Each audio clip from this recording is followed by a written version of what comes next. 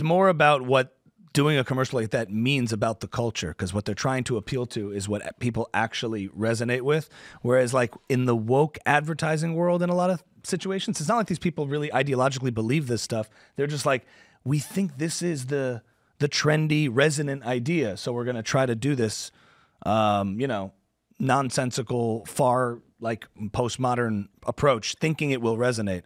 And I think we're in a time now where it's like they're realizing it's being rejected. It's funny, like when you see SNL trying to like go edgy, more right wing, and being okay with certain things, and I don't buy it because it's like you're just you're trying to say, oh, you were like self-critical and self-aware the whole time when you weren't. So it's this pandering kind of thing, but it more reflects that they're trying to appeal to what most common sense people feel. Volvo deserves to just make $1 billion for doing a good ad that celebrates family and safety. They made a very basic commercial. There's no weird colors. There's no ideology. It's just literally a guy who's excited to have a kid, which is a normal human experience. And then there's like the brakes work, and it's going to keep people safe. And you're like, that's all we care about. That's it. You've sold me. So I hope we reward marketing campaigns like that. And Jaguar, I want Jaguar to do what Volvo did. So I hope they do lose money and realize this is a terrible campaign. I think it's fair to say it's not woke necessarily just because it's weird art stuff. It's just cringe.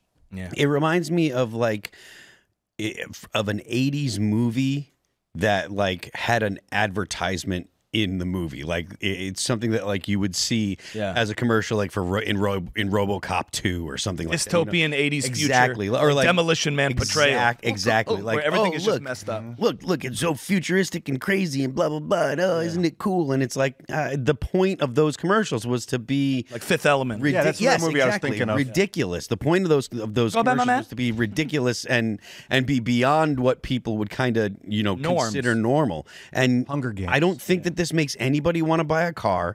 I don't think that it makes Hunger Games. yeah, I mean that's very similar to the idea, but I don't think that makes anyone want to buy a car.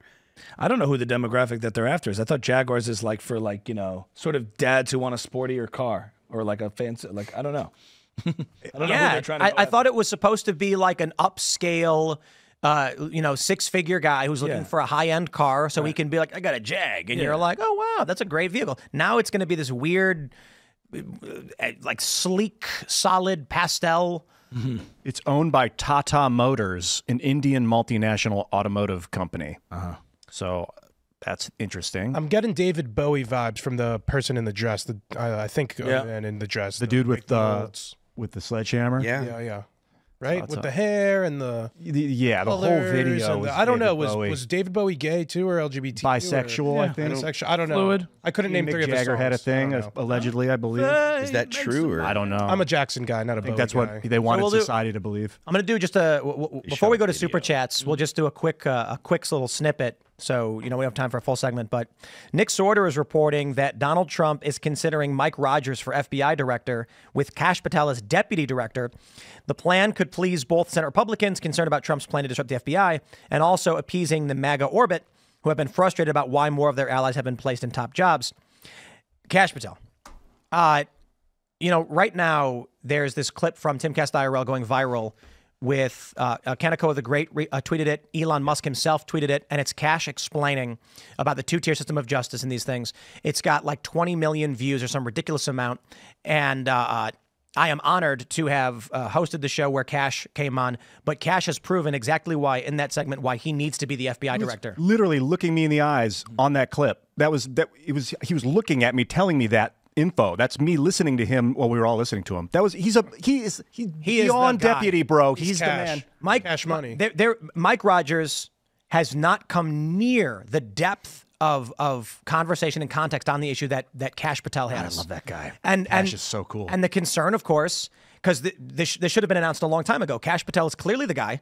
Trump had praised his book. Kash has been talking about it for some time, and there's concerns about the Senate saying no, and I think that's ridiculous.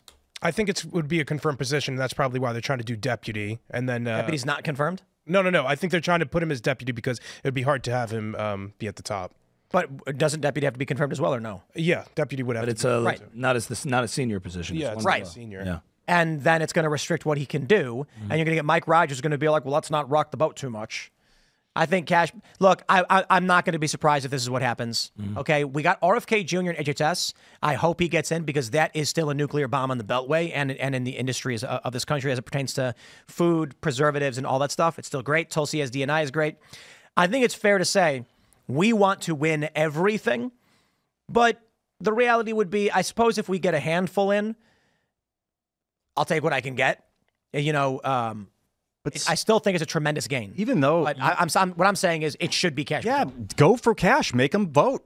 Do it. Make the Senate do its job. If they say no, then appoint somebody else. But do Cash, dude. Appoint Matt Gaetz. Like what? Make them do their job. Go make them say no. Put it on record. The reason that they don't want to go through the confirmation process if they know they're not going to get in is that it just wastes time in the Trump administration. So, you know, the first 18 months is when you actually get to do stuff because the midterms are already around the corner. So if you're not in the first 3 months, if you're only acting as the acting AG or what have you, you're not going to be able to really affect as much change than you'd be able to do if you were confirmed quickly. Yeah. Moreover, once you're done with confirmation, Senate could start confirming judges and get onto other business. If they're stymied and stuck, you know, on these confirmation hearings that aren't going anywhere, it's just wasting Congress's time. The counter, or you're actually right. You're taking the non-purist view, which is probably the right way in politics. The other idea is appointing the wrong guy is a waste of time. So, but I think you're right.